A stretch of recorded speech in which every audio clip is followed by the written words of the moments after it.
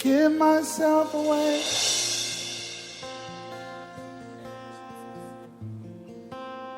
I give myself away so you can use me. I give myself away.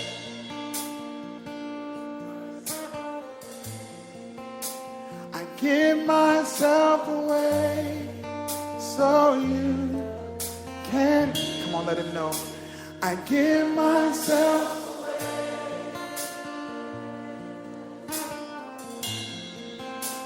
I give myself away so you can. Nous pouvons manquer de signifier notre reconnaissance à Dieu pour ce privilège qui nous accorde encore en ce jour, le 5e de l'année 2020, et nous donne ce privilège de nous retrouver en sa sainte présence. Nous n'avons rien payé pour être vivants en ce jour, mais c'est par sa grâce que nous sommes, et plus particulièrement dans sa sainte présence. Alléluia. Nous n'allons pas oublier de saluer nos téléspectateurs qui regarderont cette vidéo, suivront ce message. Et nous voulons continuer à confirmer que ce temps que vous allez disposer à suivre ce message est un temps ou alors est un gain. Parce que votre temps à Dieu et Dieu vous le récompensera en retour. Ce matin, nous voulons continuer dans cette méditation que nous avons entamée dimanche dernier. Par sa grâce, nous étions en train de parler sur le thème l'humilité nous ouvre les portes de la gloire. Alléluia. Plusieurs personnes recherchent la gloire. Plusieurs personnes recherchent la renommée. Plusieurs personnes veulent être vues et connues. Et chacun de ses moyens et de sa manière, alléluia, pour se hisser à un certain podium, selon ses attentes, selon ses ambitions. Mais par rapport à Dieu, il voudrait bien entendu nous hisser au podium. Alléluia. Ce n'est pas que Dieu ne veut pas que nous soyons nus. Il le voudrait très bien. Mais pour que nous puissions être vus et connus, selon Dieu, Dieu commence d'abord à nous emmener dans la profondeur. Alléluia. Où on était, il va user de tous les moyens pour nous humilier. Non pas pour nous faire honte. Alléluia. Mais pour enlever en nous ce qui, demain après demain, lorsqu'il nous hissera sur un certain podium et nous serons vus et connus, de peur que nous tirions la gloire sur nous-mêmes. Alléluia. C'est pourquoi Dieu passe par cette humiliation. Et nous disons la fois dernière qu'il faudrait que ce soit un engagement volontaire. C'est-à-dire quoi? Dieu qui veut nous passer par ce processus, que nous puissions coopérer avec lui dans ce processus. Alléluia. Sinon, ce sera comme une sorte de forcing. Or, Dieu ne force personne. Dieu nous propose et il voudrait que nous puissions accepter, coopérer avec lui, afin que ce qu'il a en vue pour nous puisse être effectivement accompli. Parce que lorsqu'il nous force, il y aura, comment dire cela, des points d'ombre, où il y aura des ratés. Parce qu'à un certain moment, nous allons nous dire non, ici là, Seigneur, tu es en train de trop faire, trop resserrer le boulon. Par contre, si nous coopérons volontairement, tout va avancer selon le processus de Dieu. Et à la fin du compte, nous allons nous rendre compte du plan de Dieu. Nous comprendrons le pourquoi Dieu est passé d'abord par l'humiliation avant de pouvoir nous élever.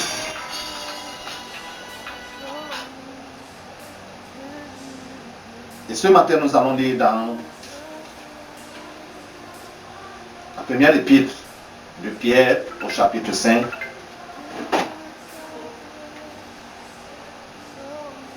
Versets 5 à 6. 1 Pierre chapitre 5, versets 5 à 6. Il nous est dit, dans ma version, de même, vous qui êtes jeunes, soumettez-vous aux anciens. Et vous soumettant les uns aux autres, revêtez-vous d'humilité, car Dieu s'oppose aux orgueilleux, mais il fasse aux hommes. Humiliez-vous donc sous la main puissante de Dieu, afin qu'il vous élève au moment voulu. D'autres versions disent au temps convenable. Alléluia. Il nous est parlé ici de la relation interpersonnelle. Et bien entendu, dans une assemblée quelconque donnée. L'apôtre Pierre, parlant aux chrétiens de son époque, il leur écrit donc, en leur faisant comprendre que dans leur rapport les uns les autres, les jeunes doivent se soumettre aux vieux, mais dans leur rapport, ils doivent être revêtus d'humilité. Parce que s'il n'y a pas l'humilité dans le cœur de la personne la plus âgée, elle va voir cette soumission comme, comment dire cela, elle va voir cela comme une sorte de position de force. C'est-à-dire que tu vas te soumettre à moi, que tu le veuilles ou pas, parce que je suis ton aîné. Par contre, cette soumission, elle est volontaire. La personne moins âgée doit se soumettre à la personne plus âgée et comprendre que c'est la norme des choses. Mais maintenant, l'humilité dans le cœur de la personne âgée va le pousser à ne pas utiliser cette posture-là comme une sorte de position de force. Parce que l'être humain, quand tu te soumets à lui, tu lui tends la main, il t'attrape à l'épaule. Mais dans cette l'unité va pousser que la relation puisse être fluide, elle puisse être bonne, que la personne plus jeune dans l'assemblée ne puisse pas se sentir irritée ou frustrée parce que la personne âgée a usé de position de force, a utilisé cette humilité, cette soumission comme un droit absolu. Amen. Amen. Continuons en nous faisant comprendre que nous devons nous revêtir. Pourquoi? Parce que Dieu résiste aux orgueils. Dans tout cœur, dans toute vie, dans toute famille, dans tout village, toute nation où Dieu voit l'orgueil, il va résister à cette nation jusqu'à ce que l'orgueil fasse quoi? Disparaisse. Amen. Ou à défaut, cette nation risque de disparaître. C'est ce que Dieu fait. Soit l'orgueil va disparaître de la vie de cette personne, ou alors cette personne risque de disparaître. Parce que c'est Dieu lui-même qui prend la chose en main pour confronter la personne. Alors confronter, pas la personne. Mais si la personne ne réalise pas que ce qui est en train de m'arriver, c'est à cause de mon orgueil, là, cette personne risque de passer avec l'orgueil. C'est effacé. Regardons, quand on lit l'histoire des nations qui ont existé ou qui ont existé avant Israël, jusqu'à ce que Israël se constitue comme nation. Et par la suite, combien existe-t-il aujourd'hui? Le nom même, on entend, il n'y a que quelques-unes. Comme les autres, c'est vrai, les noms ont changé. Mais on n'entend plus même leur nom. Parce que Dieu a confronté l'orgueil et ceux-là n'ont pas voulu s'humilier. Dieu a effacé. Babylone est détruit. C'est-à-dire le nom de Babylone existerait. C'est vrai que ces peuplades continuent à exister, mais le nom a été effacé. Si tu parles même à quelqu'un de Babylone, il va chercher ce nom, il va se poser la question, est-ce que ce nom est ici? Alléluia. Il nous fait comprendre ainsi que nous devons nous humilier sous la main puissante de Dieu afin qu'il nous élève au temps. C'est-à-dire que c'est volontairement que nous devons accepter de nous humilier. Dieu peut t'humilier donc par rapport aux finances. Alléluia. Il sèche lui-même, pas le diable. Lui-même, si tu es enfant de Dieu, si tu es dans la marche avec Dieu, Dieu peut t'humilier, il sèche tes poches. Non pas parce qu'il veut te tuer, mais parce qu'il veut t'enseigner quelque chose par rapport à demain. Il voit qu'il y a une situation qui va venir d'ici 1 an, 2 ans. Et ce sera une situation très difficile. Il maintenant, lui-même, a géré tes finances. Alléluia. Non, ne pense pas que c'est le diable.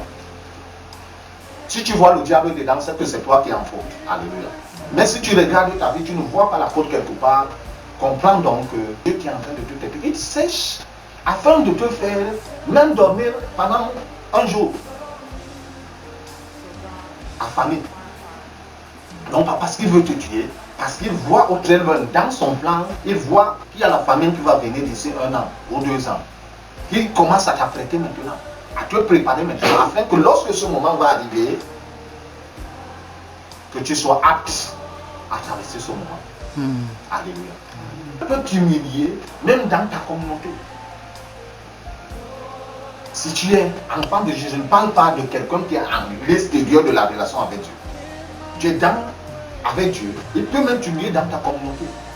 Tu commences à te mépriser pour un rien. Le monde cherche une occasion ou une autre à te rabaisser. Pour que ça te fasse mal. Et Dieu utilise cette occasion pour faire quoi? Pour racler l'orgueil. Pour confronter l'orgueil qui est en toi, même si c'est une toute petite semence. Pour la confronter parce que demain ou après-demain, il va te mettre à une position élevée. Et que cette position élevée, tu ne puisses pas tirer la gloire sur toi-même. C'est ce qui s'est passé dans la vie de Joseph. Si Joseph, quittant d'Égypte, de Canaan, avec la position de prince, et que une situation ou une autre, il était sur cette position d'autorité, mon frère et ma soeur, il devait écraser ses frères. Alléluia. Il devait écraser ses frères. Mais Dieu a su le faire passer gloire, le moule.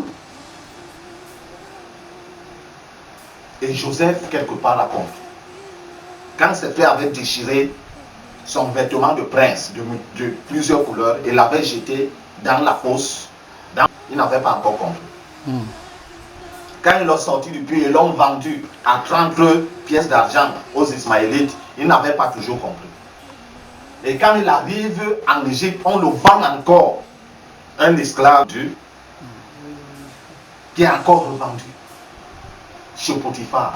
C'est à partir de ce moment qu'il a commencé à comprendre. Alléluia. Et étant dans la maison de Potiphar, il a accepté marcher dans le couloir, le moule d'humiliation de Dieu. Et Dieu a commencé à l'élever. Dieu a commencé à l'élever. Dieu a commencé à l'élever. Esclave, mais responsable sur tous les autres esclaves. Alléluia. Il n'était pas. Si on parle même regarder, peut-être il était le plus jeune. Alléluia. Parmi les esclaves. Mais on lui donne la responsabilité de toute la maison. Amen. Et c'est ainsi que Dieu a continué à l'élever.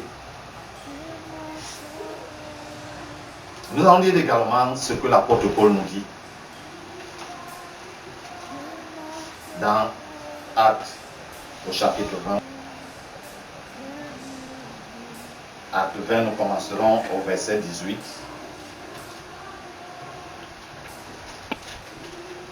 Jusqu'au verset 20. Dans ma version, il est écrit: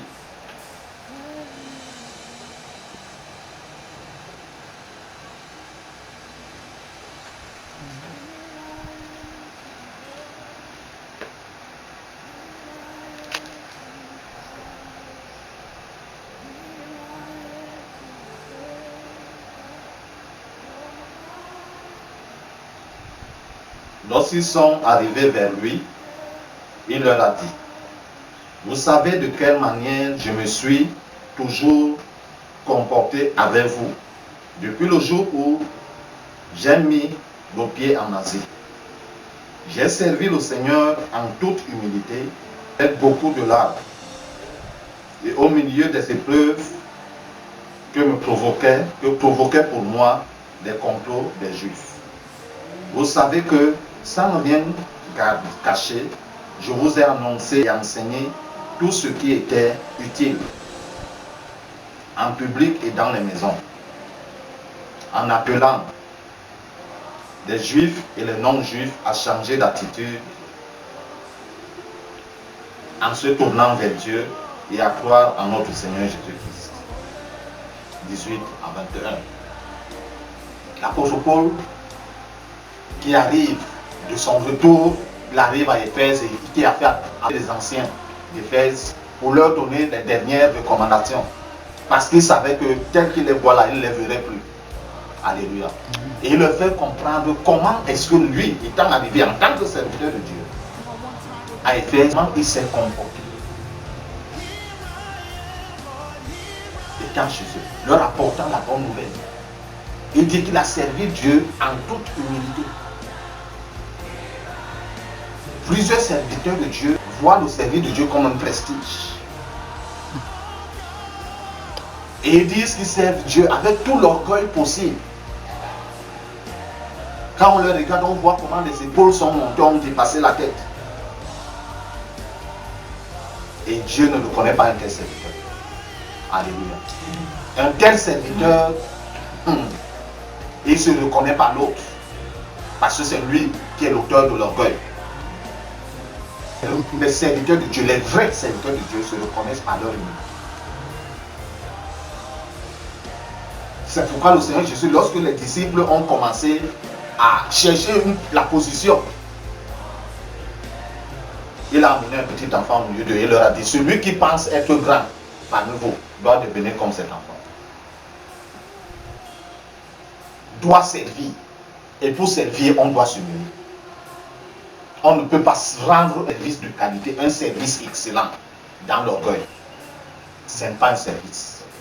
Même humainement, quelqu'un qui vient te servir avec une telle attitude, bon, tu vas quand même accepter peut-être le plat qu'il t'offre. Mais dans ton cœur, tu ne seras pas content. Si un homme imparfait peut avoir cette attitude, à combien plus forte raison Dieu? On dit qu'on sert Dieu, mais avec tout l'orgueil possible. L'apôtre Paul nous dit, servir avec toute humilité et avec larmes. Et son humilité l'a poussé à faire quoi? À transmettre tout le conseil de Dieu. Certains qui disaient que Dieu, dans leur orgueil, ils codent certaines choses. Comme pour dire que non, ici c'est le secret le plus gardé de nous les serviteurs de Dieu. Là-bas c'est pour vous les oies. Ici c'est pour nous les serviteurs de Dieu. Vous connaître juste ici. C'est quand vous devenez serviteur de Dieu que vous allez pouvoir connaître juste ici. Et ceux qui sont plus loin gradés, plus loin, ont également un secret bien gardé. Donc c'est échelon par échelon, par échelon, par échelon, par échelon jusqu'au sommet. Chacun a son bien gardé. C'est comme dans les films chinois, où le maître a son secret bien gardé quelque part. Et quelquefois, l'élève vient et découvre ce secret et l'améliore même plus que le maître. Et il a le maître. Et c'est ce qui arrive. On dit qu'on sait Dieu. Alors que lorsqu'on sait Dieu avec toute humilité, on transmet tout le conseil de Dieu. Si le Seigneur Jésus n'avait pas transmis tout le conseil de Dieu aux 12, l'œuvre n'aurait pas continué juste. Alléluia. Et si l'apôtre Paul n'avait pas transmis tout le conseil de Dieu à son fils Timothée, l'œuvre n'aurait pas continué. Donc on garde de Dieu. Supposons que c'est Dieu. Un secret bien gardé pour moi. Pas pour les oies. Et le supérieur de celui-là va dire que ça c'est un secret bien gardé pour moi et non pas pour les serviteurs d'échelon 1 comme toi. Et le l'échelon 3 va dire c'est un secret bien gardé pour moi et non pas pour les serviteurs d'échelon 2 comme toi. Alléluia.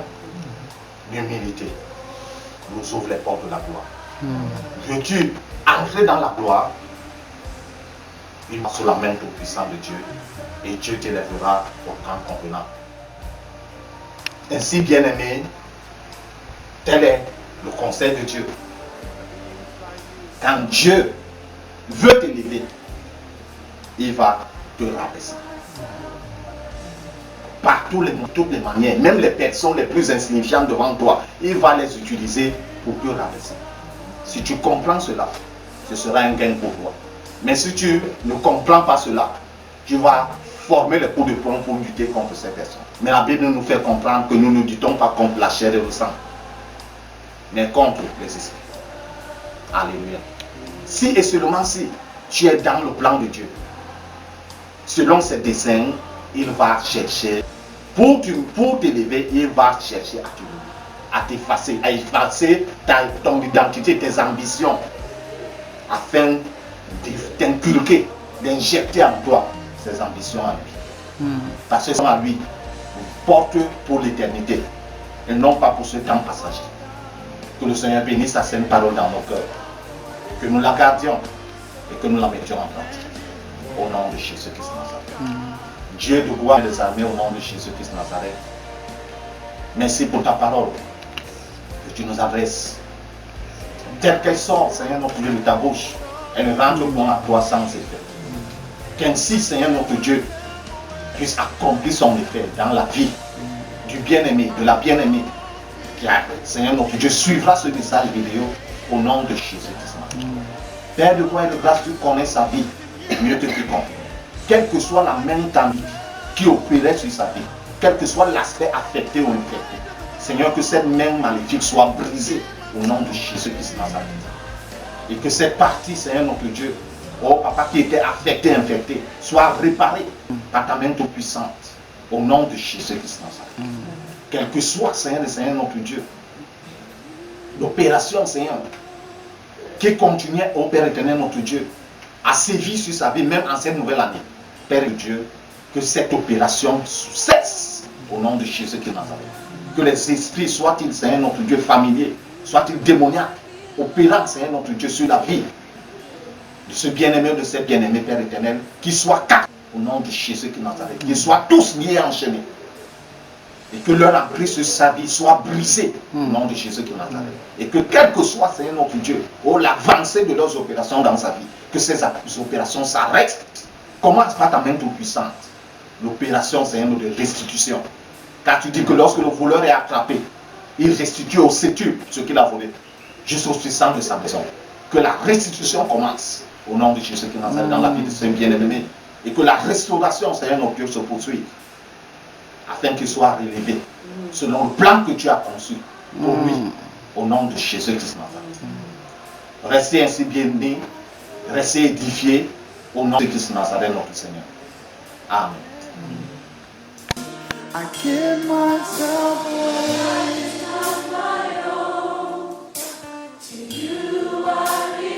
Give myself away. So you can use me. I give myself away.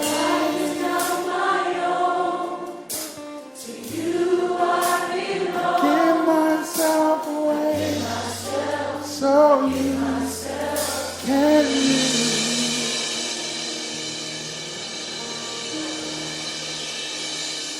me.